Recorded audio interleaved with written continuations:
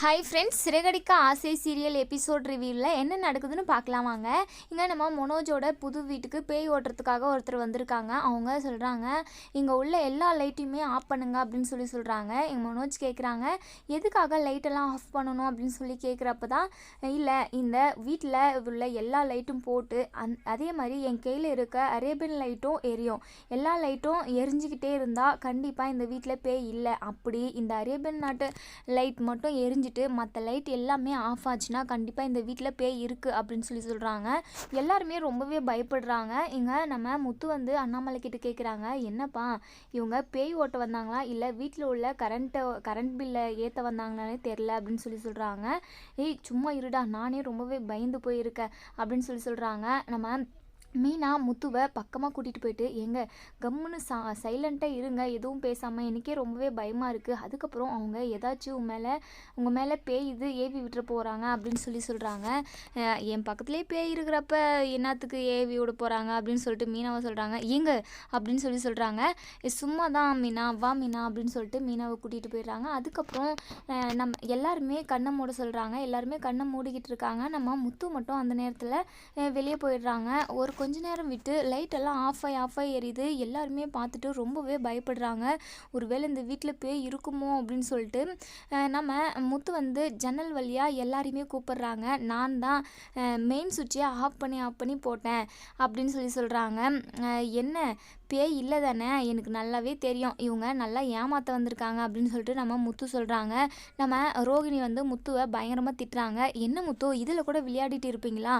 எங்களோட டவுட்டை தீர்த்துக்கிறதுக்காக தான் நாங்கள் பேய் இருக்கா இல்லையான்னு சொல்லிட்டு நாங்கள் செக் பண்ணுறோம். உங்களுக்கு என்ன பிரச்சனை? அதில் உங்களுக்கு பிடிக்கலன்னா நீங்கள் இப்போ போக வேண்டியதானே அப்படின்னு சொல்லி ரொம்பவே திட்டுறாங்க. அதுக்கப்புறம் கொஞ்ச நேரம் விட்டு அந்த பேய் ஓட்ட வந்தவங்க இந்த வீட்டில் பேய் இல்லை அப்படின்னு சொல்கிறாங்க. அதுக்கப்புறம் நம்ம மனோஜ், விஜய் எல்லாருமே அப்பாடி அப்படின்னு சொல்கிறாங்க. பார்வதி இருந்துட்டு, விஜயா நான் கூட ரொம்ப பயந்து போயிட்டேன் விஜயா, இந்த வீட்டில் பேய் இருக்குன்னு சொல்லியிருந்தாங்கன்னா கண்டிப்பாக நான் இந்த வீட்டு பக்கமே திரும்பி இருக்க மாட்டேன் அப்படின்னு சொல்கிறாங்க. எங்கள் விஜயாவுமே நானும் ரொம்பவே பயந்துட்டேன் பார்வதி அப்படின்னு சொல்லி 2 பேரும் பேசிக்கிட்டு இருக்காங்க. அதுக்கப்புறம் பேய் ஓட்டுறதுக்கு, அதாவது பேய் இருக்கா இல்லையா அப்படின்னு சொல்லி கண்டுபிடிச்சதுக்கு எவ்வளோ ஃபீஸு அப்படின்னு சொல்லி கேட்குறப்ப தான் 13,000 சொல்கிறாங்க. இங்கே நம்ம முத்து வந்து 13,000 அப்படின்னு சொல்லி வாயை திறகுறாங்க.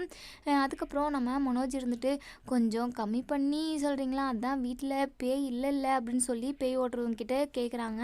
அவங்க என்னென்னு, அப்போது நீங்கள் டாக்டர்கிட்ட போனீங்கன்னா உங்கள் உடம்புல எந்த ஒரு நோயும் இல்லை அப்படின்னா டாக்டர்கிட்ட ஃபீஸை கம்மியாக கேட்பீங்களா? டாக்டரும் ஃபீஸை கம்மி பண்ணுவாரா என்ன அப்படின்னு சொல்லி கேட்குறாங்க. அதுக்கு நம்ம மனோஜ் இருந்துட்டு, கம்மி பண்ண மாட்டார். சரிங்க, இல்லை பேய் தான் இல்லையே, அதனால தான் கம்மி பண்ணி கேட்டேன் அப்படின்னு சொல்கிறாங்க. அப்போது நான் ஒரு பேயை இங்கே வர வச்சு நாளைக்கு வரைக்கும் இங்கே இருக்க வச்சு நான் ஓட்டி விடட்டுமா அப்படின்னு சொல்லி கேட்குறாங்க. ஐயோ வேணாங்க அப்படின்னு சொல்லிட்டு நம்ம மனோஜ் வந்து பயப்படுறாங்க.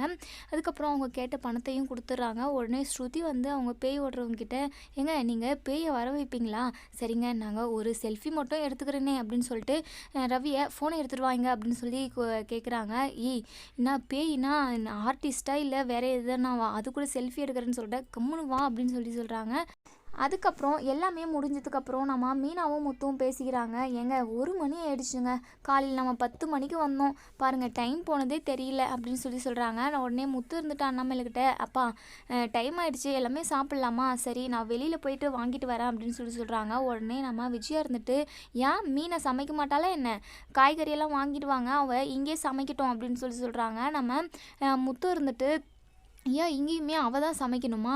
என்ன சமையல் சாப்பாடு கிச்சனுன்னாவே மீனா ஞாபகம் தான் உங்களுக்கு வருதா என்ன அப்படின்னு சொல்லி கேட்குறாங்க. உடனே ஸ்ருதி இருந்துட்டு, ஆண்டி இது நம்ம வீடு இல்லை, நம்ம கெஸ்ட்டாக வந்திருக்கோம், அவ்வளோதான், மீனெல்லாம் சமைக்க மாட்டா அப்படின்னு சொல்லிட்டு நம்ம ஸ்ருதியுமே சொல்கிறாங்க. அதுக்கப்புறம் நம்ம முத்து இருந்துட்டு, நான் வெளியவே போய் வாங்கிட்டு வரேன் அப்படின்னு சொல்லி கிளம்புறாங்க. அப்போ நம்ம மீனா இருந்துட்டு, நானும் வரேங்க அப்படின்னு சொல்கிறாங்க. வேண்டாம் நீ இங்கே இரு, நான் போயிட்டு வாங்கிட்டு வந்துடுறேன் அப்படின்னு சொல்லிட்டு கிளம்புறாங்க.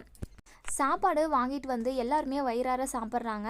அதுக்கப்புறம் நம்ம மனோஜ் வந்து அண்ணாமலை கிட்ட கேட்குறாங்க, அப்பா நம்ம பூர்வீக சொத்தில் எனக்கும் பங்கு இருக்குல்ல, அதை நீங்கள் கொடுத்தீங்கன்னா அதை நான் விற்றுட்டு நானே இந்த வீடை வாங்கிடுவேன் அப்படின்னு சொல்லி கேட்குறாங்க. அதுக்கு அண்ணாமலை பயங்கரமாக யோசிச்சுக்கிட்டு இருக்காங்க. நான் உயிரோடு இருக்கிற வரைக்கும் எந்த ஒரு சொத்தையும் நான் பிரிக்க மாட்டேன் அப்படின்னு சொல்கிறாங்க. எங்கள் முத்து இருந்துட்டு, ஏண்டா உங்கள் வீட்டுக்கு ரோகிணி பேரை தானே வச்சுருக்கீங்க, அம்மா பேரை வச்சுருக்கீங்க, அப்பா பேரை எங்கடா வச்சுருக்கீங்க? அப்போ ரோகிணியவே பணத்தை கேளு, அவங்க அவங்க அப்பா கிட்ட வாங்கிட்டு வர சொல்லு, அவங்க அப்பா பெரிய பணக்காரர் தானே அப்படின்னு சொல்கிறாங்க.